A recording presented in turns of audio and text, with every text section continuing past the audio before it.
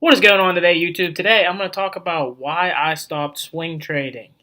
And honestly, I'm very, very glad I did for the time being. Now, if you've watched my channel for a while, you know last year I did quite a bit of swing trading. And honestly, I've traded with a small account. And honestly, I made about 10% after commissions with my swing trading. But I only did it for probably the first 5, 6 months of the year. And these swing trades, I work full time, so I mean, it was just buying in, holding overnight, and most likely selling in the morning or selling the next day right before market close. Now, making 10% for what I did, what I looked at, and how much time and effort I put into it, yeah, it's pretty good. But at the same time, it's pretty much set in stone. You can make 10% every year on average if you just hold in an index fund for year over year over year. So if I can only make 10% doing it, which I could have made more if I kept on doing it, I'm sure, but you never know. I could have lost more too. The whole reason I'm making this video, though, is because I stopped swing trading because at the time, I'm like, why am I wasting my time doing this when I can pay off debt and actually make a good return? Because any debt you pay off, that's the interest. You get that interest set in stone, so I know exactly how much I'm going to make. And that to me was more worth it than possibly losing money doing these swing trades. And now I'm going to get into why I'm so glad I did. If you've watched my videos before, you know my tendency, what I like to trade and how I like to trade it. Now, even though I wasn't trading these ETFs consistently, because that's why I like to make the swing trades on, I still watched them and I still played it out and thought, okay, if I was still trading this right now, I would have bought in at this point, and this is what would have happened. And honestly, I would not have been very happy with the results. Yeah, sometimes I would have lucked out, but most of the time it would have been bad. So the more and more this is teaching me that I was getting lucky the entire time.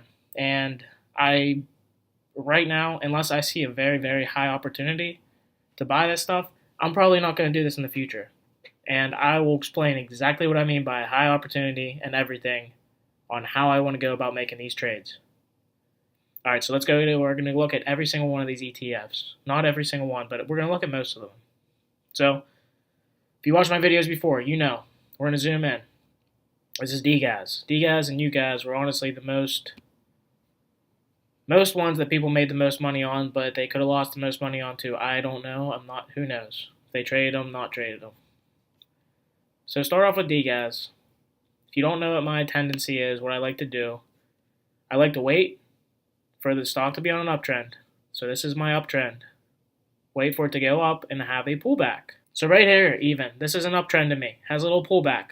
Most likely, if I did what I did, I would have bought in that day. And if I sold very next morning, right away, that would have made 2%. That would have been good.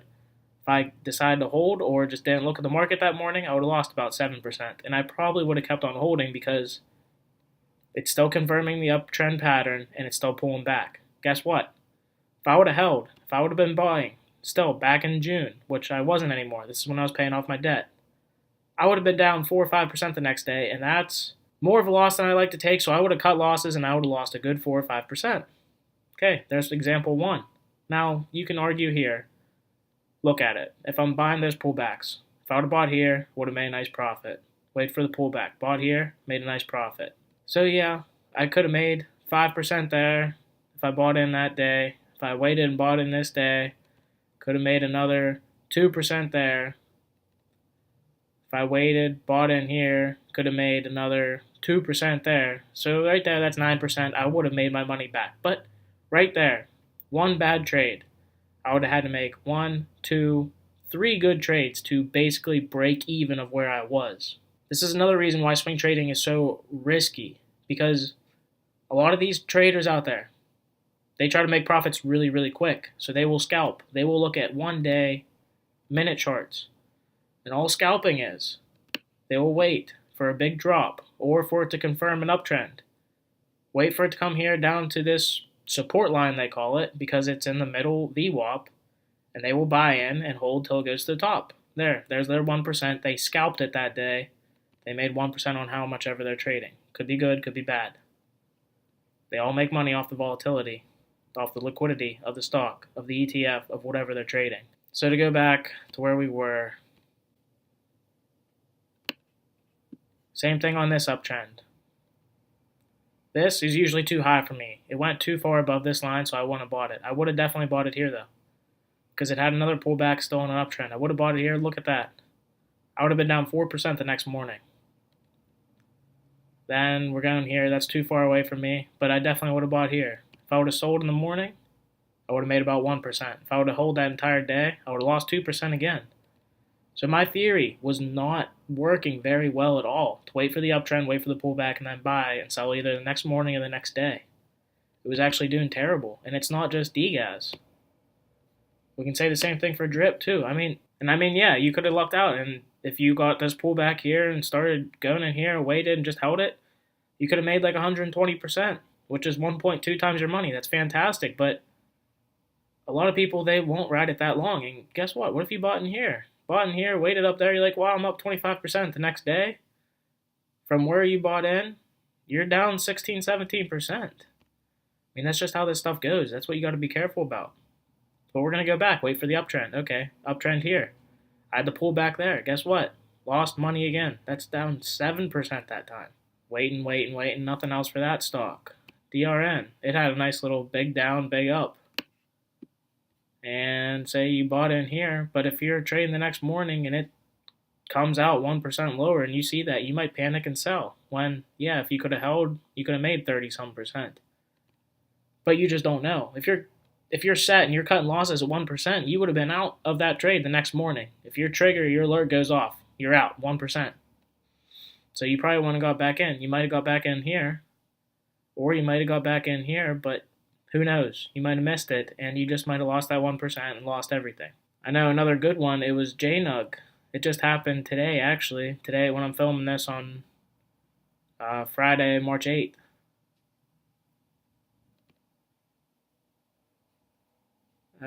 Actually, when we go, not JNUG, we will go to JDST. Perfect example. Here, what I like to do. Okay. We'll zoom out a little bit, see it's a little easier. Okay, perfect. Right here, wait for that pullback. It was still on an uptrend. I know this line's facing down now, but it's just because it had this terrible day today. So if I would have bought in on this pullback right here, on this uptrend, guess what? Next morning, would have been down 7%. If I held all day, would have been down 11%. That is a terrible, critical loss for one day. And this happened so many times that I am so happy I was not trading at this time and I was focusing on paying off my debt. So while I'm watching this, something else to keep in mind. I bought an ETF called VNQ a year ago. It was about a year and a half ago now, but I bought, just for the sake of the video, I bought around the $76 mark. It was back beyond here. I could probably go to 3-year week chart. So I bought this stock back in, this is the beginning of 2018. I bought it around here. This is the end of 2017. This is 2018 right here. End of 2018. It's hard to see because it's covered up by that low point. But I bought it around $76. So I've just been holding that in my long-term account and sitting on it. Guess what? It's went up about 9%, and I've done absolutely nothing. It's in a Roth IRA account. So I have not paid taxes on it. I have not collected capital gains. I've not done anything, and it's went up 9%. So what I'm trying to get across this video, yeah, day trading's great. Swing trading, great. But guess what? You're paying capital gains on that. You're paying commission fees. So you got to make more than that 10% to be good, to be well off. And depending on how much you're actually making, like, yes, I know, traders make a lot of money out there. A lot of these traders, that's their job. That's what they do every day. They just look at these charts and they make trades. Not specifically on these index funds, but that's what they do all day long. And they, trust me, some of them make 50 to 100% in a year. But to me, the stress and everything, it's not worth it. It's really not worth it to be in these trades all night long when I can sit there, put my money in, a year later I can get a 9% return, which, yes, I know, it's not going to happen all the time. Trust me, it's not going to happen all the time. But I got dividends from it. I did absolutely nothing, and it went up 9% in 1 year. Now, if you look at this, it's pretty consistently sideways in the last 3 years.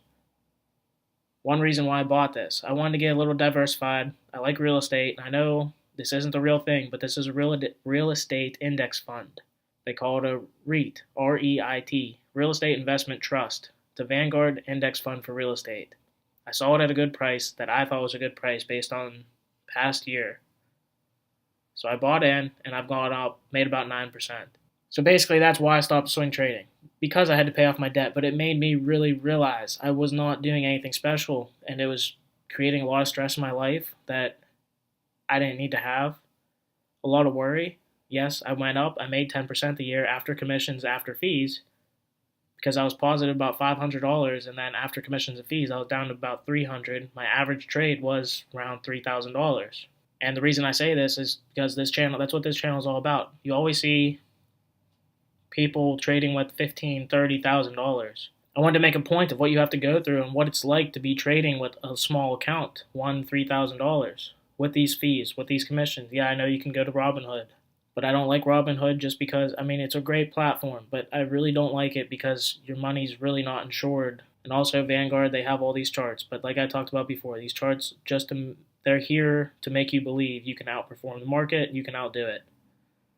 And yes, I'm not saying it's not possible, but you really have to think about what you're trying to do and what your goal is. If your goal is for long term, I'd say just go in index funds. Go in index funds, just let your money grow, either tax free or have it in a taxable account.